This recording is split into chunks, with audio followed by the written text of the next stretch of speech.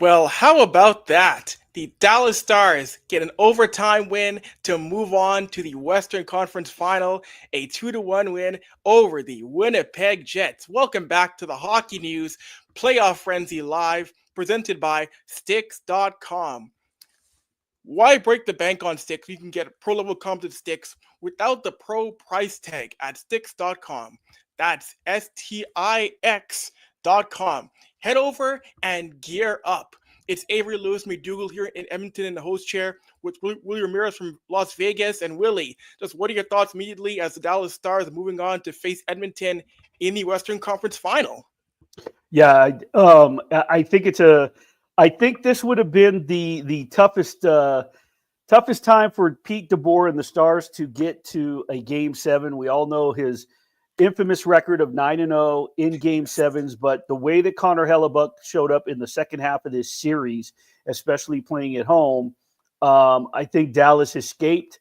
But I also think that to a degree it was their series. They deserved to win because of how they played early on in the series. So it didn't surprise me. The energy level, the way that they came on strong. Winnipeg really, the way that the game started, the fact that Dallas had so many shots but so little shots on goal was something to be alarmed about. And Pete talked about it during one of the in-game interviews. So all in all, I think this is the matchup that a lot of people wanted to see. It's a revenge series from last year in the Western Conference Final. Edmonton, of course, takes it in 6 and goes on to the Stanley Cup Final. So I think we're in store for an incredible Western Conference Final. Yeah, no, we really should be. You mentioned that first period there with the Dallas Stars. You saw it felt like that puck wouldn't leave Winnipeg zone. It felt like the chances for Dallas were endless. They couldn't get shots on net on Hellebuck. They were just getting shots in front. We saw the Winnipeg Jets defending the front of the net. You saw them defending Hellebuck, and that's why Hellebuck is a Vezina finalist. Though when he did get his chances, he was able to make the saves when called upon. And same for Jake Ottinger. Really, this was a great goaltenders duel the entire night in my mind. Yeah, it came down to the goaltenders, and I think we needed, in a sense, you needed to sort of see that eventually with these two goaltenders. I've been preaching for the past couple of weeks was that among playoff goaltenders that had made at least 5 starts, and this was while Vegas was still in it. We were talking a lot about Aiden Hill here in Vegas, but among goaltenders who had made at least 5 appearances in the playoffs, and I'm actually pulling it up just to see what it lands on here. The Jake Ottinger is second in the NHL postseason with a .919. Connor Hellebuck is last at .866. So I think you kind of expected him to come around, which, as I mentioned earlier, you kind of expected him to flash his Vezina. He's the favorite to win the Vezina. We hadn't seen that. We had seen the playoff Connor Hellebuck that everyone sort of thought that was going to show up. And I think that's somewhat why Dallas is in the Western Conference Final early on in this series. We didn't see Connor Hellebuck's brilliance until the latter half of this series. No, it didn't. And Dallas moves on. And it was a quiet series from the big guys like Jason Robertson, like Tyler Seguin, like Jamie Benn. I mean, Mikko Rantanen, we already know what he can do for the Dallas Stars team. But everybody else, not named Rantanen, had a really tough series. And the fact that Dallas was advancing with the big guns being quiet is a little bit surprising, I do think, as well. Yeah, I mean, but it goes to show you I think it's, especially in this particular game, the fact that who shows up, but you have Sam Steele scoring his first postseason goal. Thomas Harley, it was his fourth of the postseason. What I think Dallas needed was a little bit of confidence that it could rely on its depth, because I think that's what you saw Edmonton come through against Vegas in its Western Conference semi. Everyone was talking about Vegas's depth, and it was Edmonton's depth that pushed them through. So I think, Dallas sort of putting its depth on display and showing that it has other guys that can step up, and it could lean on Jake Ottinger and then come up with the goals, the big time goals when needed. Of course, this was a power play goal. I'm sure we're going to talk about Mark Scheifele in a few here, and heavy heart with him. You sort of feel for him, but to see other people step up is exactly what this team needed heading into the next round. No, totally. You mentioned it right there, Willie. Mark Scheifele. Again, our thoughts with the Scheifele family and Mark. Learning earlier today, his dad passing away suddenly, and I can imagine the strength for Mark Scheifele to still want to plays tonight, score the Winnipeg's goal, give them the lead. I cannot imagine the emotions of playing through that and still summing up for your team in a game like this as well, Willie. Yeah, I mean, I I've talked to athletes. I mean, this is my 38th year since my first byline. So I mean, I've talked to plenty of athletes. I've talked to high school athletes in Las Vegas, where they lose a parent and they wear everything on their sleeve. They put it out there, whether it's the next day or just before a season starts. So for this, for this dude to find out that his father passed this morning and then announce that he's going to play and say, this is what my dad would want. Then you come out and score the goal for your team. It speaks volumes. It puts Winnipeg ahead. Where you feel for him even more is that it's his penalty that ends the regulation, sends Dallas to the power play. They come out, they score on that power play. So there was I'm sure, the handshake line, that's one of the best parts about the NHL playoffs. But Pete DeBoer, a class coach, I've stayed in touch with him since he left Vegas or since he was let go from Vegas.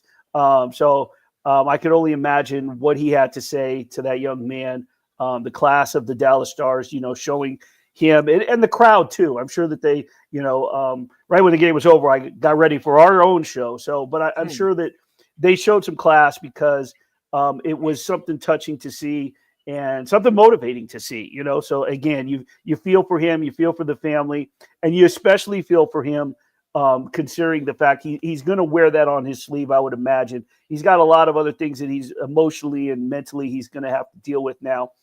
He can get on with his offseason, not something he wanted to rush into, but in terms of his father. But again, the penalty is going to probably weigh heavy on his mind. Yeah, no, that was tough to see, and that's the big thing is that it's almost automatic when you take a penalty that late into a period going into overtime. It's almost automatic that a team will find a way to score, like Thomas Harley did, and it's tough because we saw in that third period the Jets were pressing. The Jets were in the Dallas zone trying to get that late goal, and that's a momentum killer. Take that penalty late and no going into an overtime period. You got to be killing off a penalty in a winner take all format. Really, it's tough.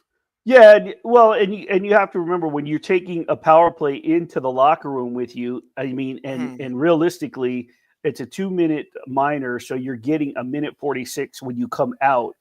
When you get a power play in the middle of a period, and you sort of get that, you get your first unit, your power play unit. Let's say that they had just been on. So there's no break. These guys got, what is it, 18 minutes of rest basically by the time they get back there, catch their breath, come out. But they're coming out with fresh legs and with a man advantage. So that on top of it, it goes above and beyond the power play and the man advantage. So Dallas really came out with a lot of energy. You got the crowd buzzing. The energy in that arena is magnetic. So I think you could feel and sense that it was a matter of time. I don't think that you sort of knew who or how, but I kind of felt like Dallas had the edge there. It was their time, and I'm sure Pete told them, you know what, this overtime's good. It could go 20 minutes if we wanted to, but we have a minute 46, and that's how we have to play this overtime. That's how we have to look at it, is come out and take advantage of this first minute 46. We have fresh legs, the energy, power play, let's go get it. No, exactly. I saw a comment there, Harley for mayor, and Thomas Harley is someone who I watched him back in the Four Nations, and you realize, wow, this is a great D man the Stars have. He balled out for Canada, and seeing him again go to another level, like that's the kind of D man, Willie, who will be on that Stars back end for a very long time to come. Yeah, and that's the type of play. It's the type of big play that you need, right? In the right time and the right moment. It's the type that's what you look for in the playoffs. That's what makes teams championship caliber teams. I've talked to a number of colleagues as the postseason started here in Las Vegas, and as talented as Vegas was, I had a number of colleagues here in Vegas that cover the Golden Knights that said the best team in the league in the postseason, when 100% healthy, once he gets everybody back, meaning DeBoer, is the Dallas Stars. So this is a team that Edmonton, we've talked about. Edmonton has a chip on its shoulder I've heard the phrase, this year Edmonton is last year's Florida. They want to get back to the Stanley Cup final like Florida did last year from the previous year and losing to Vegas. But Dallas wants to get back to the Western Conference final because they're feeling revenge on the brain against Edmonton. So again, I'll reiterate, this is going to be an incredible series because I think Dallas could have Edmonton's number. I can't wait to sort of do a deep dive into the numbers this week before that series gets started, just to see where they've been, where they're at, the numbers, the depth leading up to this through the first couple of rounds here in this of the playoffs. Yeah, no, of course. And for myself, being in Edmonton, being around Connor McDavid and Leon Draisaitl, those are two guys who are motivated, who want to finish their story, who feel there's unfinished business, which there certainly is. And they have one more step to get back to the Cup final in the form of these Dallas Stars. You mentioned, of course, you're someone down in Vegas. You've covered Pierre DeBoer. What is it about Pierre DeBoer that makes him so great as a head coach? Because we've seen him have success before in New Jersey, in Vegas, and now in Dallas. I said this before. I honestly feel like the Vegas Golden Knights have been they're 8 years old, right? Mm-hmm. I think that we've had three of the best coaches in terms of not best in terms of this is some of the best coaches in history, but for media wise, in dealing with these coaches in different ways. But the one thing that stands about Peter DeBoer is his critical thinking for his players. Let's not forget that he's got a law degree, and I think that the way that he thinks, right, and the way that he sort of puts perspective for his players and analytically, I think that that's what makes him, good. Like Gerard Gallant was a player's coach, and he sort of let the players do their own thing. Pete DeBoer is a hands-on guy, but he doesn't micromanage. I actually think Bruce Cassidy might micromanage a little bit more than Bruce, than Pete. But I just think that people respect Pete because of his critical thinking, and when you're have that kind of mind, you want to think with IQ. So I think that the players respect him in what he thinks, what he brings from an analytical standpoint, from a critical standpoint, and he puts his expectations out there, and he trusts his guys too. The relationships he builds with his players, he puts trust in them. He wants to know, can you do this? This is what I see that you can do. And then once you come to a commitment, he just depends on you to come up with what you said you can do. And it sounds easier than it actually is done with a lot of coaches, because I think a lot of coaches put expectations on their players, but then question when something doesn't happen because they expect above and beyond, or they expect something different, or why couldn't you done that? I think Pete comes to an understanding with his players and puts his trust in them. And if it doesn't happen, it's not because he doesn't get the utmost effort from his players. Mm-hmm. And that trust should be there with guys who've been to the mountaintop, who know it in the past, guys like Sagan, Ben, et cetera, et cetera. And looking at Winnipeg, the big thing that we see in the playoffs before is that you got to find a way to win a game on the road. And Winnipeg couldn't do that in Dallas. Winnipeg couldn't steal a game in Dallas, which was a big thing. You got to find a way to win on the road. And the Jets couldn't do it against these Stars in this series here.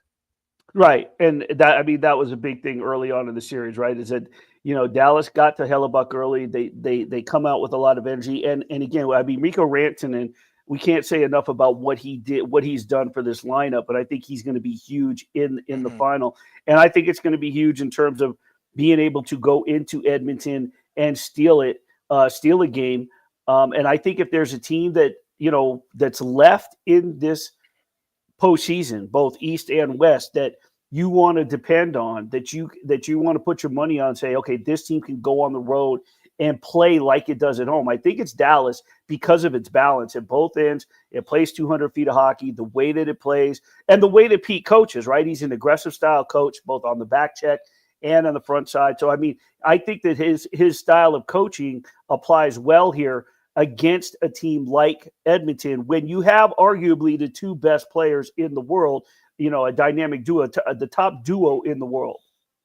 It'll be a challenge for DeBoer again, because you mentioned how it was depth that won the game for Dallas. For Edmonton, seeing how Edmonton, I mean, they beat Vegas. You saw, Willie, it was Kasperi Kapanen who scored the game winner in Right. Game 5. And we're seeing Chris Knoblauch now, Edmonton side, trusting his depth guys like Kapanen, Adam Henrique, Trent Frederick. That's going to be a big thing for Peter DeBoer now to continue to adjust and try and counter. How do I counter now a team that's rolling 18 forwards deep? It is not just a McDavid Draisaitl show this year. Well, I think where they're going to have to come up big is overcoming Jake Ottinger. Now, granted, Stuart Skinner and Calvin Pickard were playing well, but what I think that they're running up against is a Dallas team that's getting healthy and stronger and better, where Vegas was getting weaker. And I think that they had some things going on. I think that there were certain players that were banged up, that were hurt. Let's put it this way. I think Vegas had at least 5 players who, if we were in the regular season, they'd be healthy scratches or day-to-day. They would have been limited. They wouldn't have been playing. They wouldn't have been practicing. I think that there were at least 4 or 5 players that would not have been playing during the regular season, and they were struggling, and that's why we saw their struggles on the offensive end. So for Edmonton, yes, we saw their offensive balance, and yes, we saw depth. But to be able to go up against Jake Ottinger, who's standing on his head, let's face it, I think that's what they got to overcome more than anything. That's fair. And you mentioned goaltending. I mean, for Edmonton, Stuart Skinner, who's someone who this year wasn't the best for Stuart Skinner. He had major ups and downs. That's been Stuart's game for a little while, is you get the highest of highs and at times lowest of lows. But when Stuart Skinner gets into a groove, he's proven he can be a big-time goaltender. So this really, to me, will be a goaltender's duel of a series, because we saw Stuart Skinner he's coming off back-to-back shutouts. That's going to be a really big thing for Peter DeBoer and company, that is getting past the goaltender who is finding his groove at the right time in this series. Yeah, and he's just going to need some more time on the in net. I mean, he's yet to be in net. I use that 5-game threshold. He hasn't been in for 5 games. We've seen Ottinger throughout the entire postseason. So I think that's key, is how well Ottinger's played. It's not to take away from Skinner, but Ottinger's got the experience. He was in there last year. He sort of he's got a chip on his shoulder as much as anyone else on Edmonton's side to get back to the Stanley Cup. So it'll be interesting to see how both teams' depth can play and which one breaks through. Because I don't think that you're going to stop or slow down Connor McDavid or Leon Draisaitl. And what I mean by that is the forwards or the defensemen. It's going to be Jake Ottinger. What I think is which third line, which fourth line is going to get the best of the opposing goaltender to spark everything else. Sort of like we saw tonight. I think that's what's going to be key, is which one can finally get it done. We see a question here in the chat. Is this finally the year the Stars break through and win the Cup? Why or why not?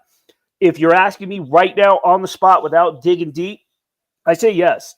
I think that Peter DeBoer, it's long overdue. I think he's been to the Stanley Cup final, and he wants to get back there. Unfortunately, I think his dream matchup of his best friend with Paul Maurice and the Florida Panthers is in big time jeopardy, because I think the Panthers blew their shot and are going to be in big trouble tomorrow. But I think this could be Dallas's year because of Pete DeBoer. This guy has been to the dance so many times. He's been there. He's just never been named prom king. He's been to prom a lot of times. Well, not a lot, but he's been there a few times. He's just never worn the crown. And I think that there comes a time where it's like it's due. And there's a lot. And because of the fact that they didn't get past, let's put it this way. Dallas is better than both Toronto and Florida and Carolina, in my opinion. I will say Carolina is a dangerous team. You know why? Because if you think back to the start of the postseason and the teams that everyone was talking about, like a lot of people had Tampa Bay penciled in for the Eastern Conference, right? Mm-hmm. Now everyone's saying Toronto, Florida, the winner's going to go there. Is this the year Toronto finally breaks its curse? Nobody's giving Carolina any sort of respect outside of Raleigh. And I would say that that's a dangerous message to send. But I still think Dallas I think the winner of the Western Conference Final is winning the Stanley Cup Final, and I think Dallas is going to get past Edmonton. That's just a personal opinion. Now, I'll agree with you on that. I do think whoever comes out of the West wins the Cup. And you're right. People don't respect the Hurricanes enough. Rod Brindamore has done a masterful job with the Hurricanes. Their forecheck's amazing. And that Hurricanes team deserves a lot more respect. Like, if they come out of the Eastern Conference, it wouldn't shock me at all. But looking at Chris Knobloch, he is a coach where I do think Edmonton finds a way to break on through, because Chris Knobloch is a coach who isn't stubborn. He'll adjust. He's a guy who will, if things don't work on a certain line, he will mix it up. He will go out after a game one or a game two, adjust his second, his third, or even his fourth line to make something work if it doesn't work in the game prior. I know people were questioning in that series against Vegas, oh, why did he demote Corey Perry to the fourth line? There are some things Chris Knobloch sees that we can't see that works to balance his lines that's proven effective this postseason, Willie. Yeah, I think there's a lot of us in the media and fans and people anywhere with any coach in hockey that we wonder why they adjust their lines. And I always, when I'm hosting or co-hosting a radio show here in Vegas, on ESPN Las Vegas, and something will come up, I'll say, well, I'll finish it by saying, and that's why you're a radio host, whoever I'm co-hosting with, and that's why they're the general manager. That's why I'm the co-host. That's why they're the coach. Otherwise, if we were right, then we'd be in that business, right? So I never really question. I question when I say, because I want to know why, but it's not because I disagree. I just want to understand a little bit more. I never profess to know more than the coach or the general manager. There are media members in every sport that do, and I get a kick out of that. But you're right. I mean, that's I think the beauty of hockey more than anything is the adjustments that are made, even when you have a team that has someone like Connor McDavid and Leon Draisaitl, knowing you have to make adjustments to be able to keep up with your own superstars. And I'm just a big believer of goaltending right now. And they've always said, the hot goaltender. And it's not and here's the thing. Skinner and Pickard were fantastic, but I also think I'm not taking away from what Edmonton did to Vegas, but I am going to say that I think that they got Vegas at the right time, and I don't think that they got 100% Vegas. Now, I'm not saying that Vegas 100% was going to beat Edmonton, but I don't think that Pickard and Skinner are as dominant against a 100% Vegas team as they were. But that doesn't mean that I don't think they could have won, if that makes sense. Yeah, no, So now they're going to face a 100% Dallas team, is what I'm saying. Well, either way, I do think that will be a long series. I don't think it'll be a 5-game series. I think that's going to be at least a 6-game. At least 6. It wouldn't show me go 7. That is going to be a tough battle. And it's funny because we know how hard it can be getting back to Western Final, getting back to a Cup final. I mean, Dallas is back here for the 3rd year in a row. And what are your thoughts on two teams who are getting older, veteran laden, back here again, Western Final, getting past teams that are younger and faster? Well, I think that's where you lean on your goaltending and your coaching, right? You lean on experience, and you just said it before, is you lean on coaches' knowledge of adjustments. And I think that's why this becomes a chess match. I think we're going to see low scoring. If you think about it, go back to the first round, how many high scoring games we saw in the first round. I mean, the betting market was pushing those totals. And by these last few games here in the conference semifinals, we're seeing totals at 5.5 goals. You know what I mean? So it's kind of amazing. The other night, the betting market and the Sharks were betting it over, and it was a 2-0 game. So I mean, this is where it comes down to, like I said, a chess match with the coaches and the goaltenders. So I think that's what you're seeing with the pair of teams. Edmonton has that experience from getting there last year. Dallas has, last couple of years getting to that final with Pete DeBoer. So sometimes youth isn't always, if I compare it to the NBA, right? Everyone there's only so long we can keep calling the Oklahoma City Thunder the youngest team in the league. Now that they're the 3rd year running with that tag, but they are probably the most talented team. They got their hands full tomorrow at home against the Denver Nuggets. Yes. My point is, they're no longer the youngest team. We can no longer use that anymore. So some of these younger teams, they'll be back. And after the 2nd and 3rd year, they're going to find themselves getting into the conference final and into the Stanley Cup final because of experience and knowing, again, as you mentioned, those adjustments that Knobloch's making, that Pete DeBoer is well aware of making, that Rob Brindamore obviously knows what he's doing there. And then with Toronto and Florida, with Paul Maurice and Craig Berube, right? I mean, we have a war for tomorrow. But again, I think Florida may have shot itself in the foot and blew it there. But I think we have what we have lined up right now with the teams that are left, the final five, are just five fantastic coaches. No, they're great. See, what you're telling me, Willie, is take the under for this Western Final. Take the under in all these games. But I believe it because I don't see Edmonton Dallas being a game full of 4-3, 5-4 games. It's going to be a lot of those 2-1, 1-0, 3-2 grind them out games are going to be. I mean, it won't be pretty in large part, but it's going to be shutdown hockey where that's what playoff hockey can be. And you're right. In the first round, you had those games where they're high scoring, but this is a series where it's going to be a lot of those ugly 2-1 games going forward. Yeah, it is, and I'm going to change my filters here to for the playoffs to, let's see. Let me just change the filter here for so for 3 games played by a goaltender,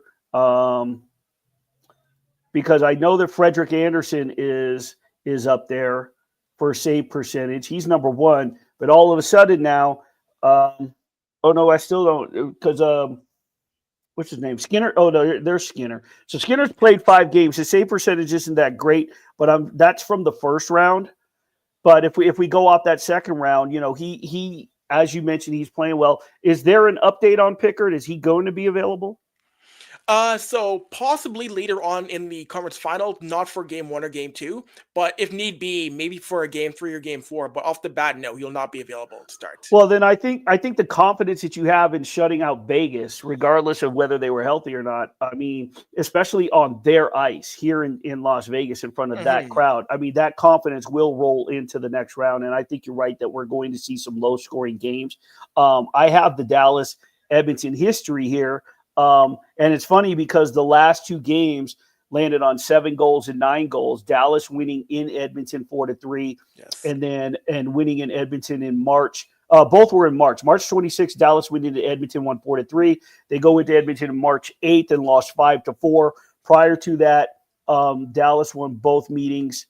In October, they won 4-1, and then last year in April, these are regular season games I'm looking at, 5-0. I'll change the filter here to do playoffs and regular season, and we're looking at, again, now you go back to last year's playoffs. Here you go. Last year's playoffs. These were the tallies in the last 2 games. 2-1, 3-1 finals.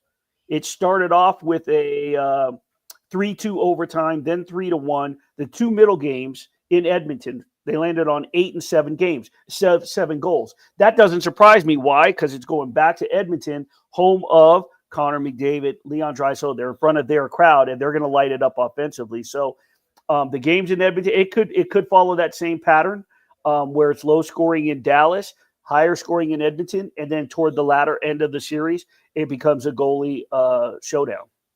Yeah, well, either way, it's going to be a very fun series in the Western Final. Of course, Eastern Final, we'll figure out who will be playing the Hurricanes, either Toronto or Florida, tomorrow night. But hey, that'll bring an end to Playoff Frenzy Live. For Willie Ramirez, I'm Avery Lewis McDougall. Thank you for tapping in on the Hockey News.